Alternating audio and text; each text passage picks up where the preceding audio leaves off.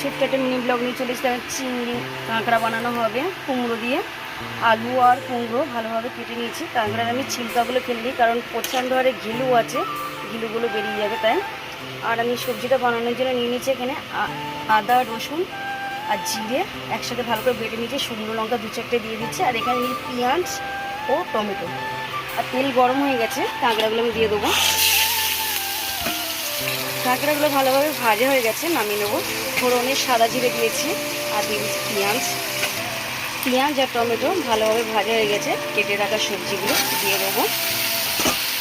দেখো বন্ধুরা, সব রকম মশলা আমি দিয়ে দিয়েছি। এবার ভালো করে কষিয়ে নেবো। আর পাশে দেখে দিই, এটাও এক ধরনের মাছ রান্না হচ্ছে। এটা হচ্ছে পুঁচে মাছ বলে একে, সাপের মতো দেখতে। জল দিয়ে দিয়েছি।